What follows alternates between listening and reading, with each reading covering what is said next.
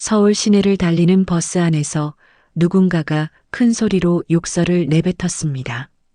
야, 요즘은 군복 입은 계집애도 있냐? 술 냄새를 풍기며 자리에서 일어난 조폭 두목 김영배는 얼굴이 벌겋게 달아 있었습니다.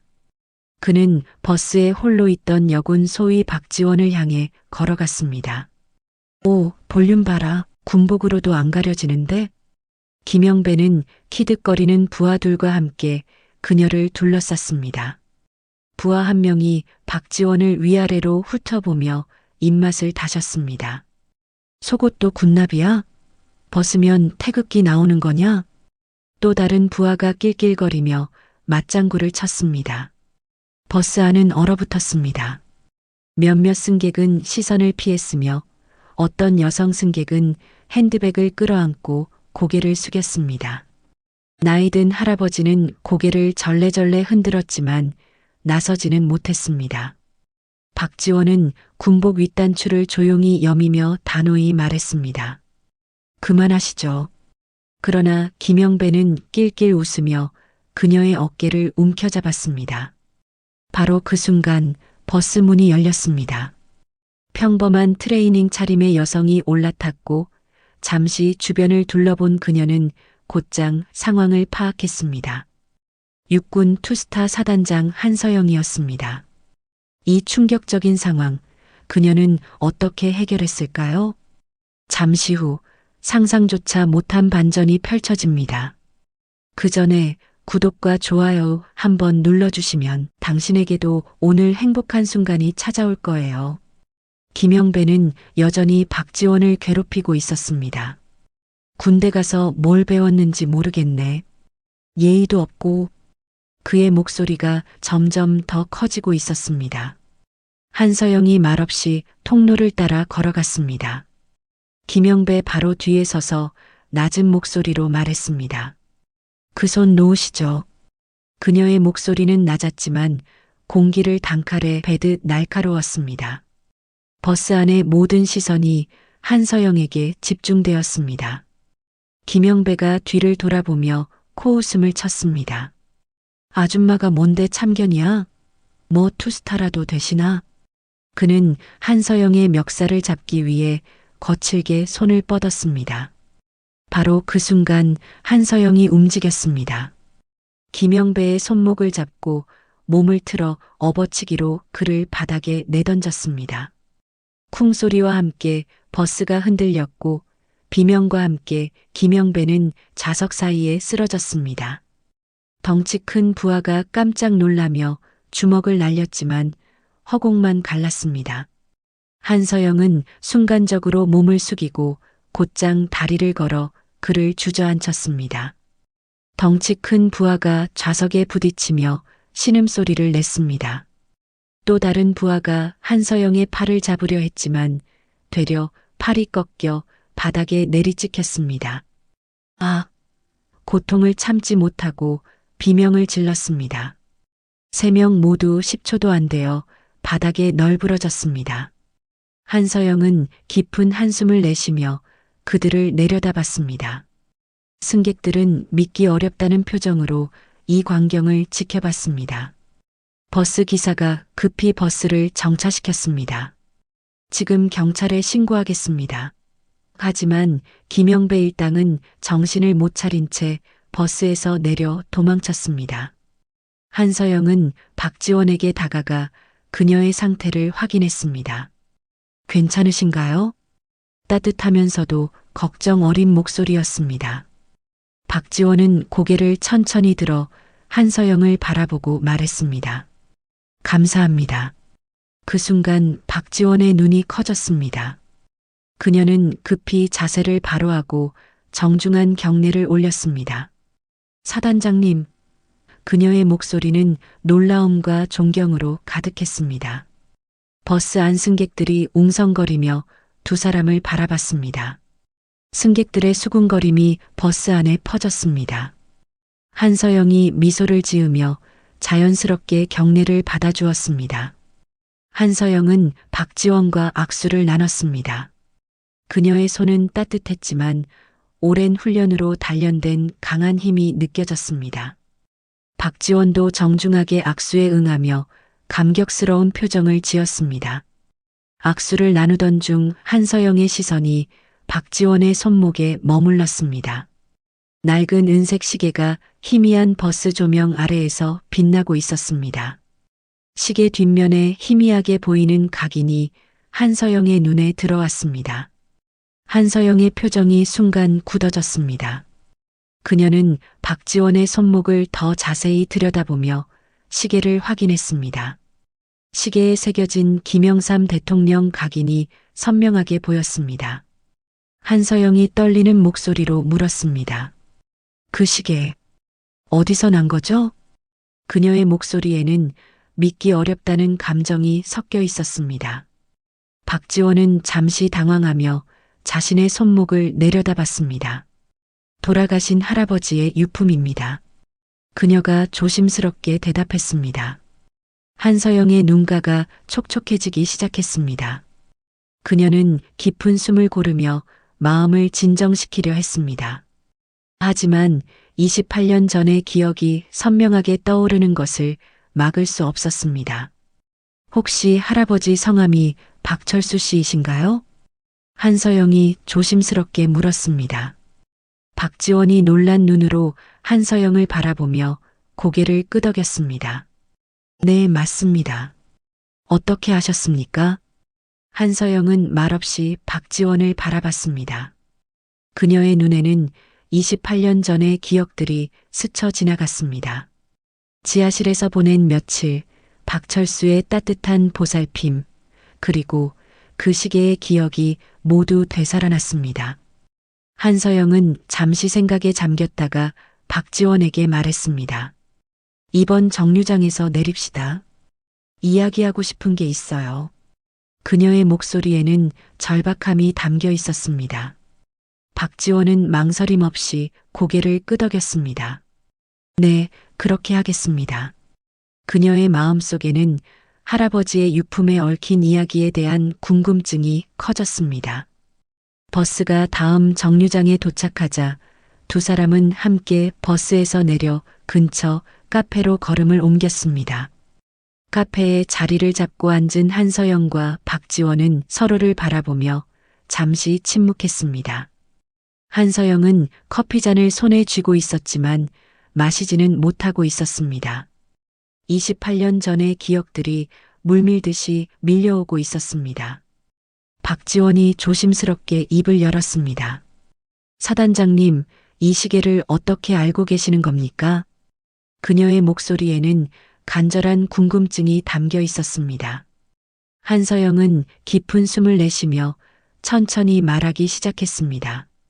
그때는 1996년이었어요. 제가 25살 소위였을 때였습니다. 그녀의 목소리가 점점 작아졌습니다. 박지원은 숨을 죽이고 한서영의 이야기에 귀를 기울였습니다. 한서영의 눈빛이 먼 과거를 바라보는 듯 흐려졌습니다. 강릉에서 북한 무장공비 수색 작전이 있었어요. 그때 제가 한서영이 잠시 말을 멈추고 과거 속으로 빠져들었습니다.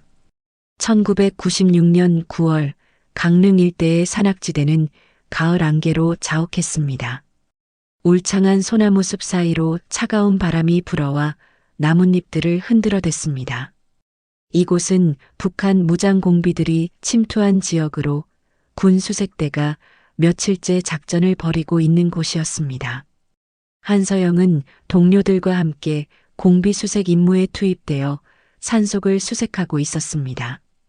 군복은 이미 진흙과 나뭇잎으로 더러워져 있었고 며칠간의 작전으로 몸은 지쳐 있는 상태였습니다. 오후 4시경 갑작스럽게 총성이 울려 퍼졌습니다. 공비들이 매복하고 있던 곳에서 기습 공격이 시작되었습니다. 한서영과 동료들은 즉시 엄폐물을 찾아 몸을 숨겼지만 예상치 못한 공격에 혼란스러웠습니다. 엄폐, 엄폐, 선임 장교의 외침이 산속에 메아리 쳤습니다.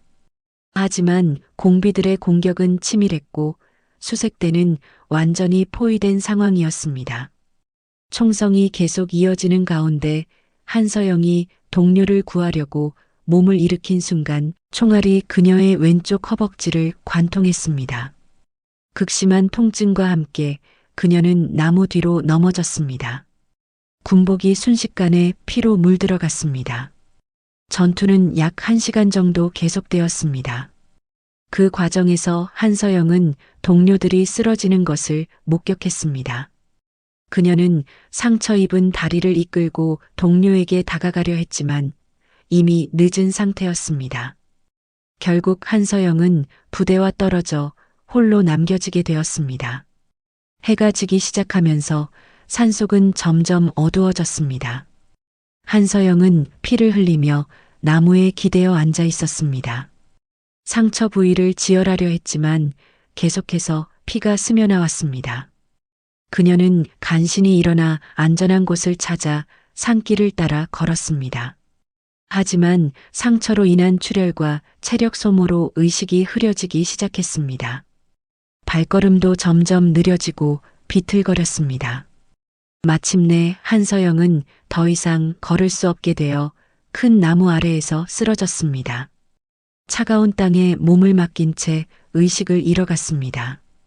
그녀의 군복은 피로 물들어 있었고 얼굴은 창백해져 있었습니다. 그때 멀리서 발걸음 소리가 들려왔습니다. 약초를 캐러 산에 올라온 박철수가 쓰러진 한서영을 발견한 것이었습니다. 그는 처음에는 군복을 보고 잠시 의심스러워했지만 계급장을 확인한 후 우리 군인임을 알았습니다. 박철수는 주변을 살핀 후 조심스럽게 한서영을 업었습니다. 그녀는 의식을 잃은 상태였지만 여전히 숨은 쉬고 있었습니다. 박철수는 무거운 걸음으로 산길을 내려가기 시작했습니다. 마을 어귀에 도착했을 때 박철수는 잠시 멈춰서서 주변을 살폈습니다. 마을 사람들의 눈에 띄지 않게 해야 한다는 생각이 들었습니다. 그는 집에서 가져온 이불로 한서영을 감싸고 마치 시신을 운반하는 것처럼 조심스럽게 집으로 향했습니다. 박철수가 한서영을 업고 집 문을 열고 들어서자 아내와 아들이 깜짝 놀랐습니다. 이불에 쌓인 사람의 모습을 본 아내는 얼굴이 하얗게 질렸습니다. 박준호는 21살의 대학생으로 법학을 공부하고 있던 청년이었습니다. 여보, 이게 무슨 일이에요? 아내의 목소리가 떨리고 있었습니다. 박철수는 조용히 이불을 걷어내어 한서영의 모습을 보여주었습니다. 군복을 입은 젊은 여성의 모습을 본 가족들은 모두 말을 잃었습니다. 한서영의 허벅지 부분에는 피가 마르지 않은 상처가 있었고 얼굴은 창백했습니다. 박준호가 아버지를 향해 급하게 말했습니다. 아버지, 이러시면 안 돼요. 우리까지 죽을 수 있어요. 박철수는 아들을 조용히 바라보며 단호한 목소리로 말했습니다. 나라를 지키는 군인을 외면하면 그건 인간도 아니다. 그의 목소리에는 흔들림이 없었습니다. 아내도 걱정스러운 표정으로 남편을 바라봤습니다. 공비들이 찾아오면 어떻게 해요? 온 가족이 위험해져요. 하지만 박철수는 이미 마음을 정한 상태였습니다. 박철수는 한서영을 지하 창고로 옮겼습니다. 지하실은 평소 농기구와 곡식을 보관하던 곳이었는데 한쪽 구석에 볏짚을 깔아서 임시 침상을 만들었습니다. 그는 집에서 가져온 물과 수건으로 한서영의 상처를 조심스럽게 닦았습니다. 상처는 생각보다 깊었지만 다행히 총알이 완전히 관통되어 나간 상태였습니다.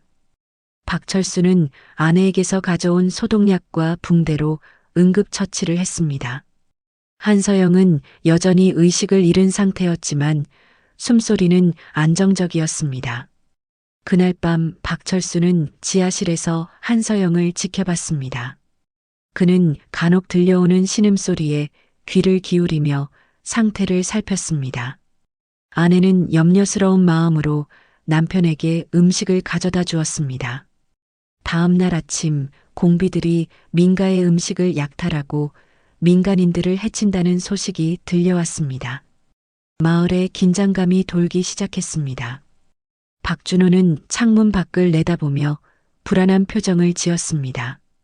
오전 10시경 정말로 무장한 공비 2명이 마을에 나타났습니다. 그들은 집집마다 돌아다니며 피해를 끼치고 있었습니다. 박철수는 가족들에게 침착하라고 당부하며 계획을 세웠습니다. 공비들이 그들의 집에 다가오자 박철수는 일부러 외양간으로 나가서 소란을 피웠습니다. 외양간의 소들을 뒤엎고 큰 소리를 내어 공비들의 시선을 끌었습니다. 누가 있나? 공비 중 한 명이 외양간 쪽으로 다가왔습니다. 박준호는 마당으로 나가서 공비들을 맞았습니다. 그의 목소리는 떨리고 있었지만 최대한 담담하게 말했습니다. 우리 집에는 아무도 없습니다. 공비들이 집안을 수색하려 하자 박준호는 앞을 막아섰습니다. 정말 아무것도 없어요. 저희는 그냥 농사만 짓는 사람들입니다. 그의 손은 떨리고 있었지만 목소리만큼은 간절했습니다.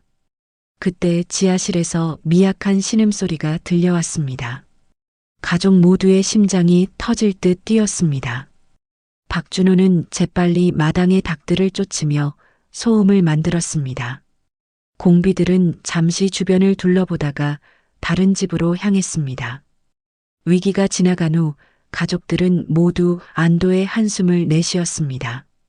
박철수는 조용히 지하실로 내려가서 환풍구를 다시 확인했습니다. 그날 밤 박준호는 혼자 지하실로 내려갔습니다. 한서영의 이마에 열이 있는 것을 확인하고 물수건을 갈아주었습니다. 그는 조용한 목소리로 혼자 말했습니다. 꼭 이겨내셔야 합니다. 박준호는 자신의 방으로 돌아가 책상 위에 펼쳐둔 형법책을 바라봤습니다. 법학을 공부하고 있었지만 지금까지는 단순히 안정적인 직업을 위한 선택이었습니다. 하지만 오늘 겪은 일들이 그의 마음속에 새로운 생각을 심어주었습니다. 그는 형법책을 덮고 다시 지하실로 내려갔습니다. 한서영의 상태를 살피며 물수건을 차가운 것으로 갈아주었습니다.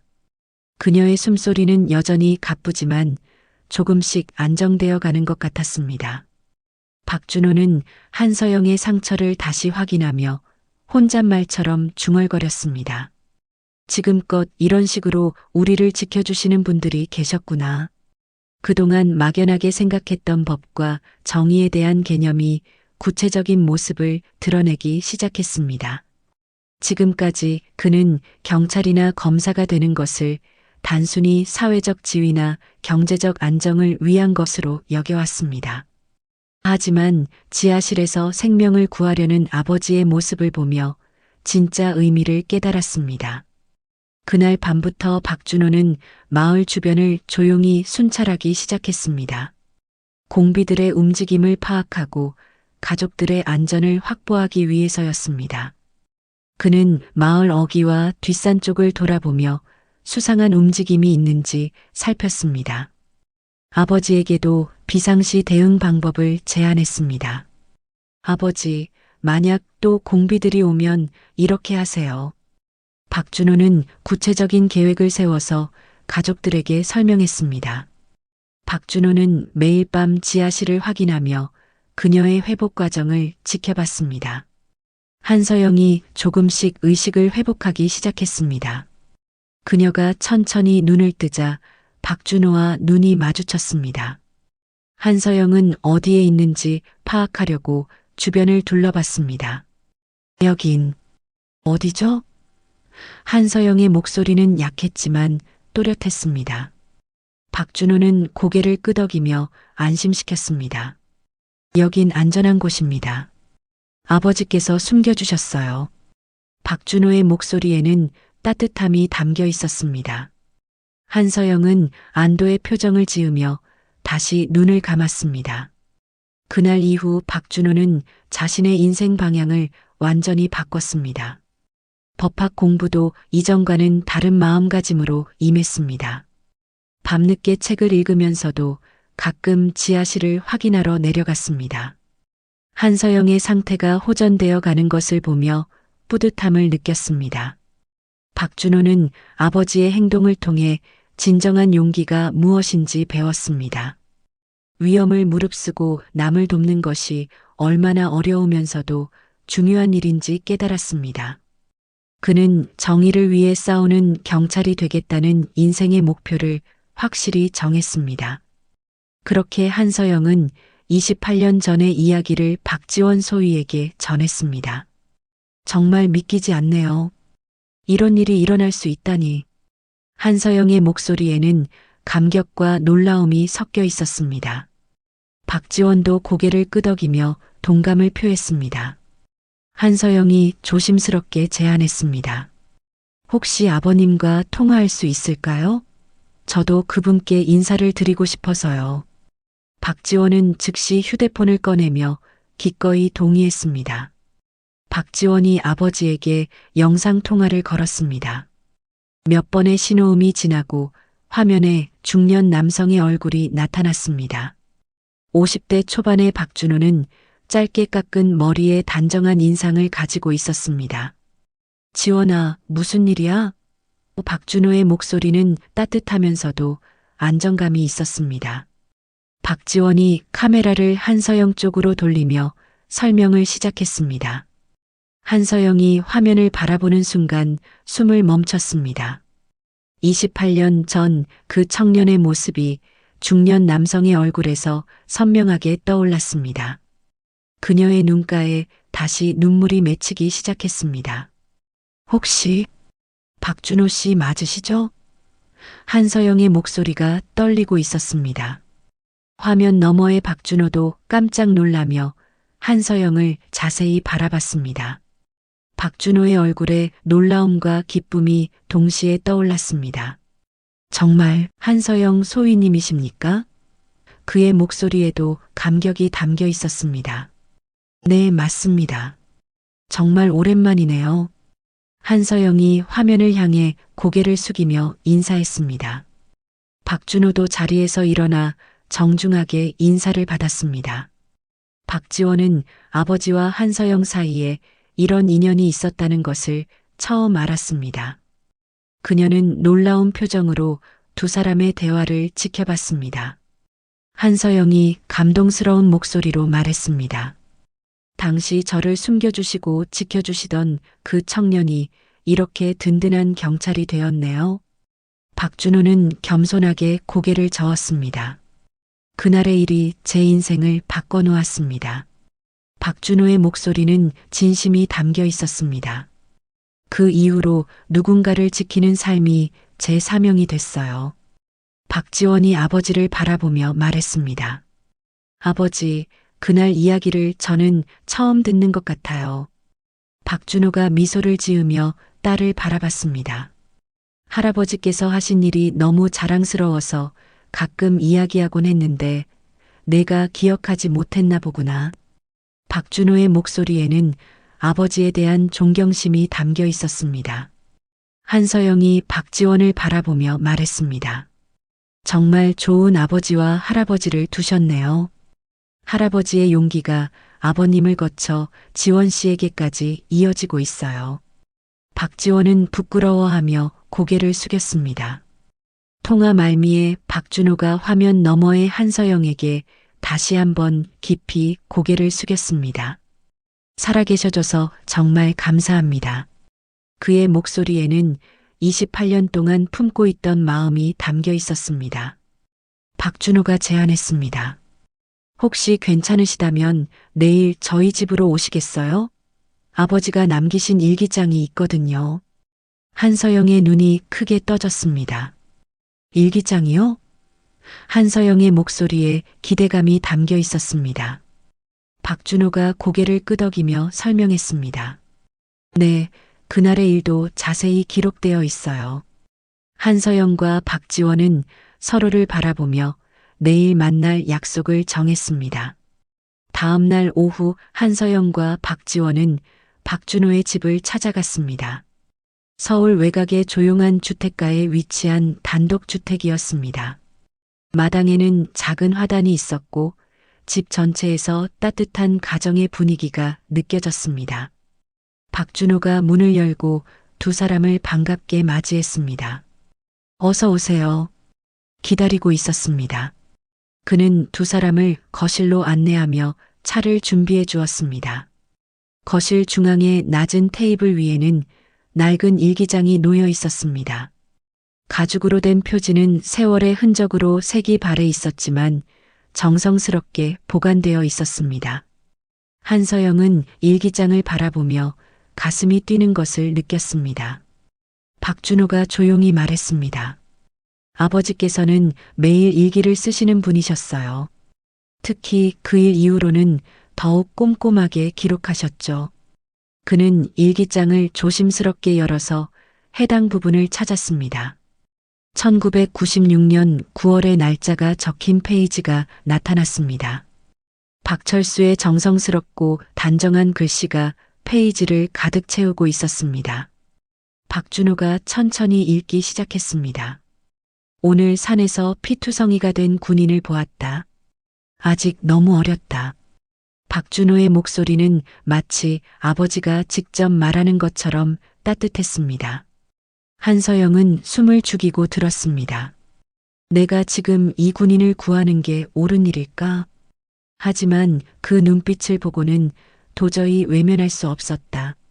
일기의 내용은 그날의 상황을 생생하게 묘사하고 있었습니다. 박지원도 할아버지의 마음을 처음으로 이해하게 되었습니다. 박준호가 계속해서 읽었습니다. 준호는 겁이 난다고 했다. 나도 두려웠다. 그래도 누군가는 해야 했다. 이 군인을 지켜주는 일. 한서영의 눈가에 눈물이 맺히기 시작했습니다.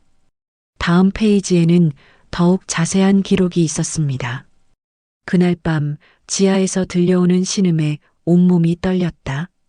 숨기기보다 감싸 안는 쪽을 선택했다. 박철수의 진심이 글자 하나하나에 담겨 있었습니다. 이 군인이 누군지 어디로 가는지 나는 몰랐다. 다만 살아서 돌아가길 바랄 뿐이었다. 한서영은 손수건으로 눈물을 닦으며 들었습니다. 박지원도 조용히 고개를 숙이고 있었습니다. 마지막 장에 도달했을 때 박준호의 목소리가 조금 떨렸습니다. 혹시 다시 만나게 된다면 잘 살고 있다고 해주면 좋겠다. 그 순간 거실에 깊은 정적이 흘렀습니다. 한서영이 일기장 위에 조용히 손을 얹었습니다. 그녀의 목소리는 떨리고 있었지만 분명했습니다. 할아버지, 무사히 잘 살고 있습니다. 박지원은 아무 말 없이 고개를 숙였습니다. 할아버지의 숭고한 마음을 이해하게 되면서 가슴이 벅차올랐습니다. 박준호는 눈을 감은 채 오래도록 숨을 내쉬었습니다. 한서영이 박준호를 바라보며 말했습니다. 정말 감사합니다. 할아버지의 마음을 이렇게 전해들을 수 있어서요. 박준호는 고개를 끄덕이며 미소를 지었습니다. 아버지께서 가장 자랑스러워하시는 일이었어요. 박준호의 말에 세 사람 모두가 따뜻한 감정을 나누었습니다. 그리고 고요한 여운 속에서 각자의 마음 속에 새로운 다짐을 품었습니다. 집으로 돌아온 한서영은 깊은 감동 속에서 하루를 보냈습니다. 박철수의 일기를 통해 그날의 진실을 알게 된 후 마음이 복잡했습니다. 그녀는 이 이야기를 더 많은 사람들과 나누기로 결심했고 자신의 SNS 계정에 글을 올렸습니다. 많은 사람들이 진심 어린 반응을 보였고 언론사의 인터뷰 요청도 이어졌습니다. 인터뷰에는 박지원도 함께 참여해 할아버지에 대한 존경과 자부심을 전했습니다. 뉴스 화면에는 두 사람의 모습이 나란히 비쳤고 시청자들의 뜨거운 반응이 이어졌습니다. 한편 서울의 한 허름한 원룸에서 텔레비전을 보고 있는 남자가 있었습니다. 버스에서 박지원 소위에게 시비를 걸었던 조폭 두목 김영배였습니다. 김영배는 어두운 방 안에서 담배를 피우며 뉴스를 지켜보고 있었습니다. 화면에 나오는 한서영의 모습을 보며 그의 입가에 비웃음이 떠올랐습니다. 뭐야, 이 아줌마 진짜 투스타였어? 대단하네. 김영배의 목소리에는 냉소가 담겨 있었습니다. 그는 며칠 전 버스에서 당한 일을 잊지 못하고 있었습니다. 옆에 앉아있던 부하가 조심스럽게 물었습니다. 형님, 어떻게 하실 겁니까? 김영배는 담배 연기를 내뿜으며 차갑게 대답했습니다. 내가 당한 거 똑같이 갚아줘야지. 그의 눈빛에는 복수심이 타오르고 있었습니다. 김영배는 텔레비전을 끄고 계획을 세우기 시작했습니다. 뉴스 보도가 계속되면서 한서영과 박지원의 신상 정보들이 자연스럽게 노출되었습니다. 소속 부대, 가족관계, 생활 패턴 등이 언론을 통해 알려졌습니다. 대부분의 사람들은 선의로 이 정보들을 받아들였지만 김영배는 다른 목적으로 주목했습니다. 김영배는 컴퓨터를 켜고 한서영에 대한 정보를 수집하기 시작했습니다. 인터넷 기사, SNS, 각종 자료들을 통해 그녀의 개인정보를 파악했습니다. 특히 가족관계에 대한 정보에 관심을 보였습니다. 딸이 하나 있구나. 김영배가 한서영의 가족 사진을 보며 중얼거렸습니다. 23살의 대학생 딸 이지윤의 사진이 화면에 나타났습니다. 김영배는 며칠 동안 한서영의 딸 이지윤에 대한 정보를 체계적으로 수집했습니다. 그는 인터넷에 공개된 다양한 자료들을 꼼꼼히 살펴봤습니다. 이지윤이 다니는 대학, 전공, 주요 활동 장소 등을 파악해 나갔습니다. 이지윤의 SNS 계정을 찾아낸 김영배는 그녀의 일상을 관찰했습니다. 대학 도서관에서 공부하는 모습, 친구들과 함께 찍은 사진, 가족과의 추억들이 올라와 있었습니다. 특히 어머니 한서영과 함께 찍은 사진들이 많이 게시되어 있었습니다. 김영배는 이지윤의 생활 패턴을 분석했습니다. 그녀는 매주 화요일과 목요일에 늦은 시간까지 도서관에서 공부하는 것이 습관이었습니다. 집까지 가는 경로도 대략적으로 파악할 수 있었습니다. 이 녀석이면 되겠어.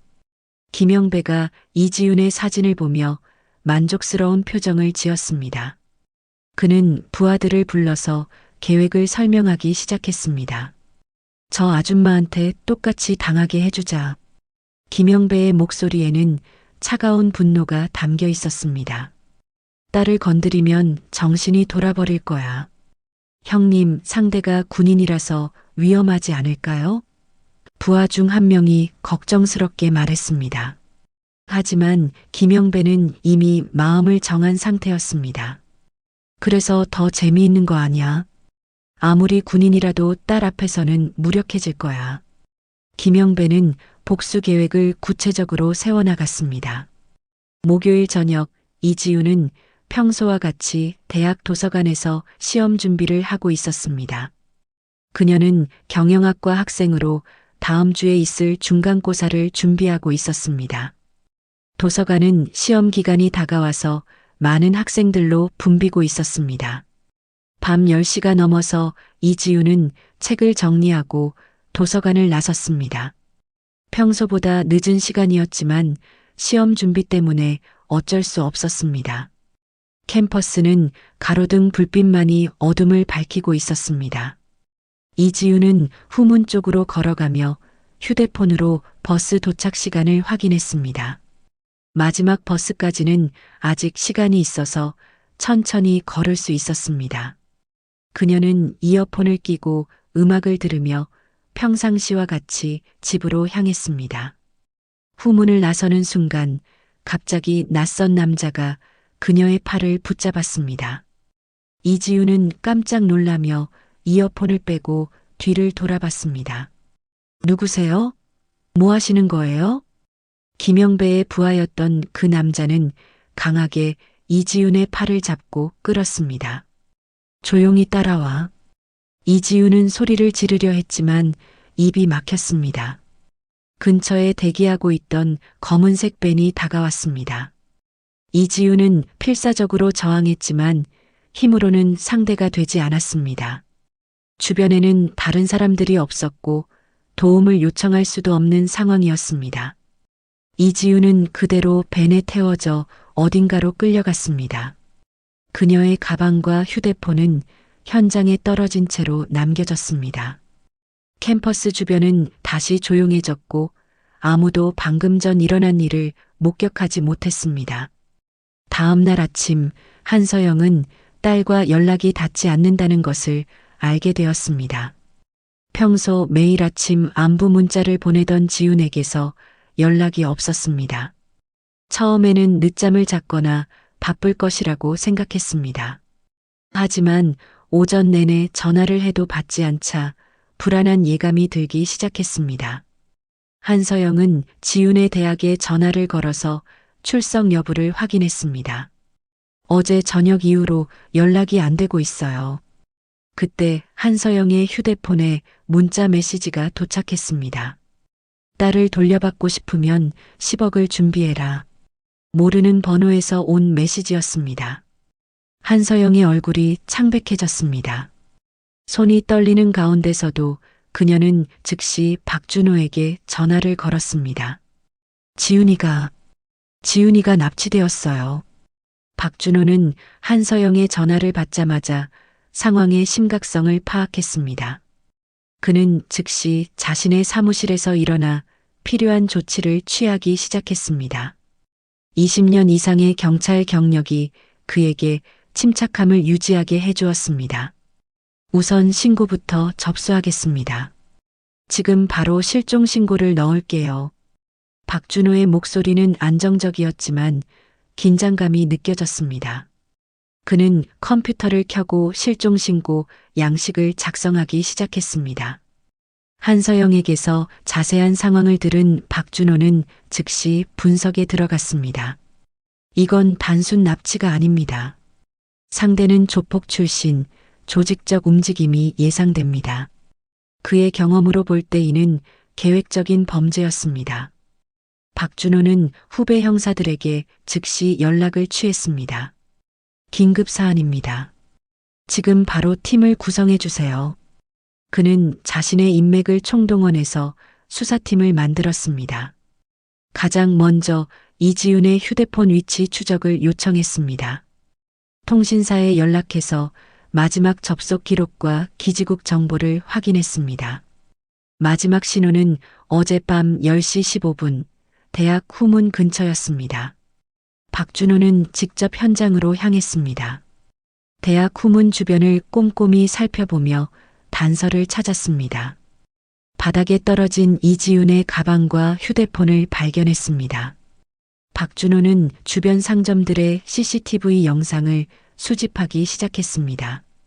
이 시간대 영상을 모두 확보해 주세요. 몇 시간 후 CCTV 분석 결과가 나왔습니다. 이지훈이 검은색 벤에 강제로 끌려가는 모습이 확인되었습니다. 차량 번호는 확인되지 않았지만 차종과 특징을 파악할 수 있었습니다. 박준호는 차량 이동 경로를 추적하기 위해 인근 교차로의 CCTV를 분석했습니다. 검은 벤이 도심 외곽 방향으로 이동한 것이 확인되었습니다. 창고 밀집 지역으로 향하고 있습니다. 수사팀은 해당 지역의 모든 창고형 건물을 리스트업했습니다. 버려진 창고, 임대 창고, 공장 건물 등을 모두 조사 대상에 포함했습니다. 박준호는 지도를 펼쳐놓고 수색 계획을 세웠습니다. 한편 김영배가 보낸 협박 문자를 분석했습니다.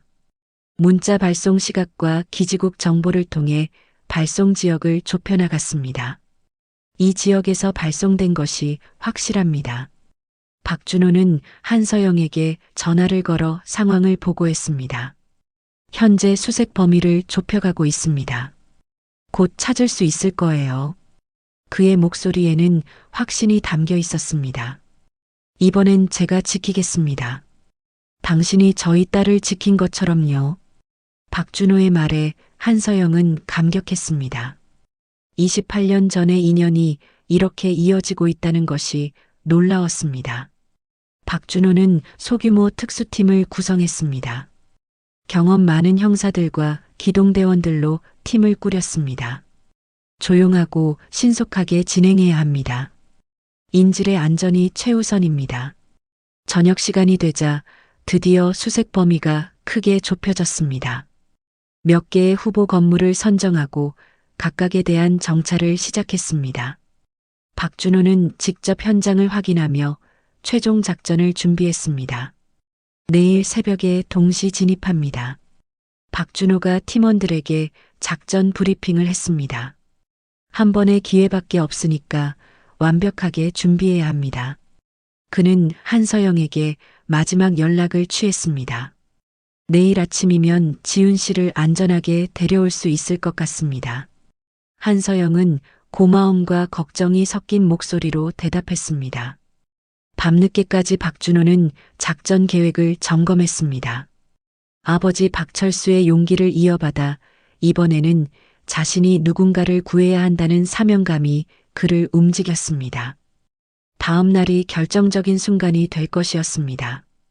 새벽 5시 도심 외곽의 폐창고 단지는 적막에 쌓여 있었습니다. 박준호와 수사팀은 어둠을 틈타 목표 건물 주변에 조용히 접근했습니다. 그들은 무전기의 음량을 최소로 줄이고 수신호로만 소통했습니다. 창고 안에서는 김영배가 의자에 묶인 이지훈을 바라보며 담배를 피우고 있었습니다. 이지훈은 하룻밤을 지새우며 지쳐 있었지만 정신만은 또렷했습니다. 그녀는 주변 환경을 관찰하며 탈출 가능성을 계속 모색하고 있었습니다. 너희 엄마가 나한테 어떻게 했는지 알아? 김영배가 이지훈에게 다가가며 위협적으로 말했습니다. 이지훈은 대답하지 않고 그를 똑바로 바라봤습니다. 창고 밖에서 박준호는 망원경으로 내부 상황을 파악했습니다. 창문을 통해 보이는 인질과 범인의 위치를 확인하고 진입 계획을 수정했습니다. 인질은 중앙 부근, 범인은 10명 이상으로 확인됩니다. 박준호가 팀원들에게 최종 지시를 내렸습니다. 3분 후 동시 진입합니다. 인질의 안전이 최우선입니다. 각자의 위치에서 팀원들이 준비 완료 신호를 보냈습니다. 김영배는 이지훈 앞에서 계속해서 협박을 이어갔습니다. 돈이 안 들어오면 너도 똑같이 당하게 될 거야. 그의 목소리는 점점 거칠어지고 있었습니다. 그때 창고 밖에서 확성기 소리가 울려 퍼졌습니다. 건물이 포위되었습니다. 무기를 버리고 나오십시오. 박준호의 차분하지만 단호한 목소리였습니다. 김영배가 깜짝 놀라며 창문 쪽으로 다가갔습니다. 이런 빌어먹을 어떻게 찾아낸 거야? 그는 부하에게 소리를 질렀습니다. 형님, 어떻게 할까요? 부하의 목소리에는 당황이 섞여 있었습니다. 김영배는 잠시 생각하더니 이지훈에게로 향했습니다. 좋아, 그럼 끝까지 가보자. 김영배가 주머니에서 칼을 꺼내어 이지훈의 목에 댔습니다. 이지훈은 몸을 움츠렸지만 울음을 참으며 침착함을 유지했습니다. 박준호는 상황이 악화되는 것을 확인하고 즉시 작전을 실행했습니다. 지금 들어갑니다. 그는 뒷문을 통해 조용히 건물 안으로 침입했습니다. 동시에 다른 팀원들도 각각의 진입로를 통해 건물에 들어갔습니다. 김영배는 앞문 쪽에만 신경을 쓰고 있어서 뒤쪽 움직임을 눈치채지 못했습니다. 박준호는 조심스럽게 창고 내부로 이동했습니다. 경찰놈들, 이 아이가 다치길 원하지 않으면 물러서. 김영배가 큰 소리로 외쳤습니다. 칼날이 이지훈의 목에 더 가까이 다가갔습니다. 박준호는 김영배의 뒤쪽에서 기회를 엿보고 있었습니다. 그는 이지훈과 눈을 마주치며 안심시키려고 했습니다. 이지훈도 박준호를 발견하고 희망을 품었습니다. 김영배가 창문 쪽으로 이동하는 순간 박준호가 행동에 나섰습니다. 그는 번개같이 달려들어 김영배의 팔을 제압했습니다. 칼 놓으세요. 김영배와 박준호 사이에 격투가 벌어졌습니다. 김영배는 필사적으로 저항했지만 박준호의 경험과 체력이 우세했습니다. 몇 분간의 몸싸움 끝에 박준호가 김영배를 바닥에 제압했습니다. 다른 팀원들도 김영배의 부하를 체포했습니다. 위험이 완전히 제거된 후 박준호는 이지훈에게 다가갔습니다. 괜찮으세요? 이제 안전해요. 이지훈의 눈에서 눈물이 흘러내렸습니다. 정말 고맙습니다. 그녀의 목소리는 떨리고 있었지만 안도감이 가득했습니다. 박준호는 이지훈의 밧줄을 풀어주며 조용히 말했습니다. 어머님께서 많이 걱정하고 계실 거예요. 그는 즉시 한서영에게 연락을 취했습니다. 사건이 완전히 해결된 지 일주일 후 한서영은 박준호를 찾아갔습니다. 그녀는 딸을 구해준 고마움을 제대로 표현하고 싶었습니다. 박준호의 사무실에서 두 사람은 조용히 마주 앉았습니다. 정말 어떻게 감사를 드려야 할지 모르겠어요. 한서영의 목소리에는 진심 어린 감사가 담겨 있었습니다. 박준호는 겸손하게 고개를 저으며 대답했습니다. 당연한 일을 했을 뿐입니다. 그날 당신 아버지가 아니었다면 이 모든 인연도 없었겠지요. 박준호의 말에 한서영은 깊이 공감했습니다. 28년 전의 인연이 이렇게 순환되어 돌아온 것이 신기했습니다. 며칠 후 한서영의 집에서 작은 모임이 열렸습니다. 박준호와 박지원 그리고 이지훈이 함께 자리를 했습니다. 네 사람은 서로의 이야기를 나누며 깊은 유대감을 형성했습니다. 박지원 소희가 이지훈의 손을 잡으며 말했습니다. 우리가 받은 것을 다음 세대에 물려줘야 할 것 같아요. 이지훈은 고개를 끄덕이며 동의했습니다. 저도 사람을 지키는 일을 하고 싶어요. 이지훈의 말에 모든 사람들이 감동했습니다. 이번 경험을 통해 그녀도 많은 것을 깨달았습니다. 이지훈이 계속해서 말했습니다. 경찰이 되어서 박준호 아저씨 같은 사람이 되고 싶어요. 그녀의 목소리에는 확고한 결심이 담겨 있었습니다. 박준호는 감동스러운 표정으로 이지훈을 바라봤습니다. 그는 주머니에서 작은 상자를 꺼내어 테이블 위에 놓았습니다. 이걸 드리고 싶어서 가져왔어요. 상자 안에는 낡은 경찰 배지가 들어 있었습니다. 박준호가 처음 경찰이 되었을 때 받은 임관 배지였습니다.